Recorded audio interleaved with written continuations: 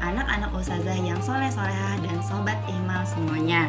Selamat datang di YouTube channel SMP IT Ihsanul Amal.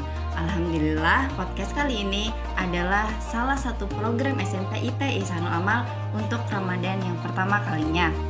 Bersama Ulun, Ustazah Irawati, salah satu pengajar di SMP IT Ihsanul Amal. Hari ini kita mau sharing atau ngobrol bareng nih bersama Ustazah juga yang ada di SMP IT Ihsanul Amal. Oke, langsung aja kita sapa dan kenalan dulu bersama Ustazahnya ya. Assalamualaikum Ustazah. Waalaikumsalam Ustazah Ira. Nggih, perkenalkan, nama ulun Ustazah Elsa Munazah. Panggilannya Ustazah Elsa, menjadi salah satu pengajar juga di SMP IT Ihsanul Amal. Nggih Ustazah, kira-kira hari ini ada nggak cerita yang menginspiratif untuk sobat ihmal semuanya nih? Oh iya, jadi kita panggilannya sobat ihmal sajalah untuk penonton yang untuk sobat ihmal semuanya. Alhamdulillah hari ini tuh ulun sudah menyiapkan satu kisah yang menurut ulun itu sangat inspiratif dari salah satu sahabat Rasulullah yang luar biasa. Kalau anak zaman sekarang itu namanya itu beliau adalah sosok yang soft spoken, good attitude, good looking, dan good reckoning. Pastinya juga Sidin itu sudah dijamin masuk surga. Luar biasa banget, sangat dermawan. Sidin ini salah satu khalifah ketiga saja. Yang pertama kan Umar bin Khattab, yang kedua yang pertama siapa? Abu Bakar. Ya, yang pertama Abu Bakar, yang kedua Umar bin Khattab, dan yang ketiga adalah Utsman bin Affan. Jadi hari ini kita akan mengisahkan sosok luar biasa itu Utsman bin Affan saja. Iya, Masya Allah. Jadi hari ini tuh ceritanya Utsman bin Affan ini kan adalah seseorang yang dermawan, murah hati, pemalu. Nah, beliau itu walaupun belum masuk Islam, tapi beliau tidak pernah berbuat keji atau zalim kepada orang lain, dan juga tidak pernah sama sekali menyembah berhala. Jadi walaupun Islam belum datang, tapi beliau memang tidak pernah menyembah berhala. Nah, beliau lahir 6 tahun setelah Nabi dilahirkan. Kalau Nabi kan lahirnya di tahun Fil. Nah, beliau 6 tahun setelahnya, begitu saja. Jadi selain Sidin kan orangnya good reckoning, kaya banget, luar biasa, pebisnis luar biasa. Jadi hal yang menurut ulun itu luar biasa sekali adalah beliau memiliki rekening abadi yang sampai sekarang tuh masih aktif saja. Jadi harta dalam rekeningnya itu selalu bertambah setiap tahunnya. Dan beliau juga punya aset di Madinah itu hotel bintang 5 atas nama beliau yang dibangun di atas tanah rumah beliau dulu. Ini luar biasa banget menurut ulun, dan ada sejarahnya saja kenapa sampai sekarang tuh masih ada. Nah, jadi sejarahnya itu adalah dulu tuh kan di Madinah pernah musim paceklik nih sobat ihmal. Jadi musim paceklik itu semua sumur yang ada di Madinah itu kering, kecuali satu sumur namanya Sumur Raumah yang dimiliki oleh orang Yahudi, seorang Yahudi gitu.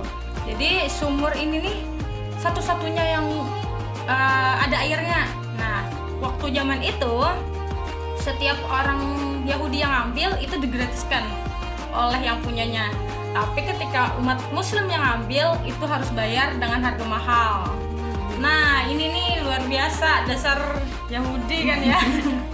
Nah, jadi ketika Rasulullah mendengar, Rasulullah itu langsung mengumpulkan para sahabat dan bersabda, ya, di hadis riwayat Muslim itu jar Nabi, wahai sahabatku, siapa saja di antara kalian yang menyumbangkan hartanya untuk membebaskan sumur itu, maka dan menyumbangkannya kepada umat, maka baginya surga dari Allah Ta'ala. Jadi mendengar ini, Utsman bin Affan itu langsung termotivasi untuk mendapatkan sumur Raumah ini.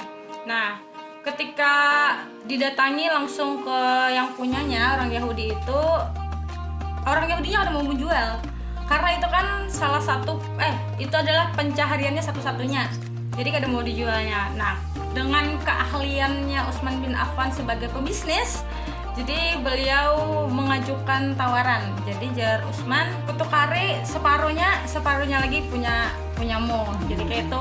Jadi satu hari punyanya Usman, satu hari punyanya Yahudi. Jar Yahudi, kalau kayak ini oke deh, ditukari aja.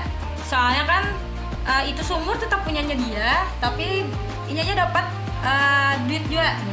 Jadi sumur tetap punya dia, tapi nya dapat duit juga dari Usman. Dan harganya waktu itu adalah sumur termahal sepanjang sejarah saja, karena harganya itu sampai 12 dirham atau dinar gitu loh saja. Jadi kalau misalnya 12 kan ada beberapa riwayat. Jadi mungkin kalau misalnya kita ambil 12 dinar, itu satu dinar setara dengan 4, berapa gram emas gitu loh saja. Kalau dikonversikan ke zaman sekarang mungkin sudah miliaran harganya.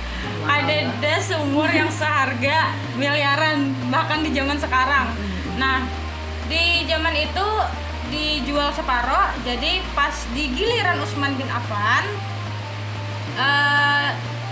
itu Utsman menghabarkan kepada orang-orang seberataan ke masyarakat di Madinah untuk mengambil air sebanyak-banyaknya dan menyimpannya untuk besok. Jadi gratis. Sehari ya gratis saja disumbangkan seberataan. Jadi pas di giliran Umar banyak yang ambil airnya, tapi pas di gilirannya Yahudi kira dia yang ambil.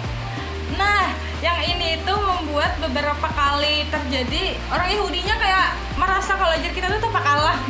Ini pas giliran tuh kan ada yang monokare gitu. Jadi jar orang Yahudinya, oh dijual barang sekalian full gesan Utsman. Jadi jar Utsman oke, ditukari. Berapa harganya? Tambah lagi 8.000 dinar. Jadi jumlah harga sumurnya tuh 20.000 dinar saja, luar biasa banget. Nah, jar Yahudinya sekalian deh lawan kebun-kebun kurmanya. Jadi kebun kurmanya tuh banyak. Anehnya pas di zaman Yahudi itu kurma kada subur. Pas dikasihkan ke Utsman itu langsung subur, banyak, dan semuanya disumbangkan Umar. Jadi airnya boleh diambil oleh orang kaum muslimin dan masyarakat yang lain juga, dan kurmanya juga disumbangkan Utsman. Jadi sampai ke pemerintahan Utsman dari zaman Nabi, di zaman Abu Bakar, zamannya Umar, sampai ke pemerintahan khalifahnya Utsman, itu hasil kebunnya selalu disumbangkan. Masya Allah, luar biasa saja. Hingga ketika di zamannya Utsman kan, Utsman meninggal, itu Ali bin Abi Thalib yang jadi khalifah saat itu. Nah, dari Ali kepemilikan kebun kurma dan sumur itu, kalau sumurnya boleh dikasihkan, airnya boleh diambil siapa aja, tapi kalau misalnya yang kebun kurmanya itu diambil alih oleh pemerintah. Jadi di pemerintahan Ali separuh itu disumbangkan kepada fakir miskin dan lain-lain, separuhnya lagi disimpan untuk tabungannya Utsman. Nah, jadi dari saat itu sampai ke pemerintahan Saudi sekarang, jadi ada departemen pertaniannya kayak gitu yang mengurusi kebun kurmanya Utsman sampai sekarang masih saja. Dan dari hasil kebun kurmanya itu disimpankan di rekening atas nama Utsman bin Affan. Jadi itu tuh isinya miliaran real, luar biasa banget, banyak. Dari hasil yang disumbangkan ada, yang disimpan, yang ditabungkan ada. Ini ada. Dari yang ditabungkan itu dibikinkan hotel dibikinkan hotel di atas tanahnya Utsman bin Affan. Jadi di atas tanah itu hotel bintang 5 yang hasil hotelnya itu masuk lagi ke rekeningnya Utsman. Jadi Utsman ini hartanya berkah banget sampai zaman sekarang nih, 14 abad saja, 1400 tahun. Tapi hartanya masih berkah, masih ada sampai sekarang. Itu juga jadi amal jariah yang insyaallah jadi tabungan beliau di akhirat. Nah, gitu kisahnya saja. Jadi kenapa ada hotel Utsman bin Affan bintang 5 di Madinah dan ada rekening abadinya Utsman bin Affan. Nggih. Masya Allah sekali ya para sobat Ihmal.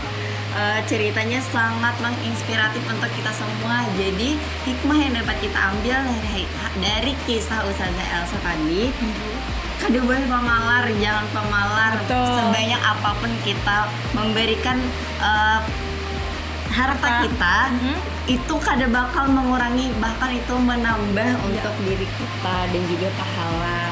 Betul.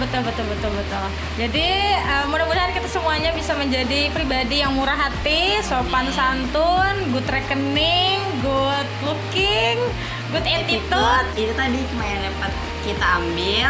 Semoga dapat kita amalkan. Untuk podcast kali ini kita tutup. Terima kasih. Assalamualaikum warahmatullahi wabarakatuh. Waalaikumsalam warahmatullahi wabarakatuh.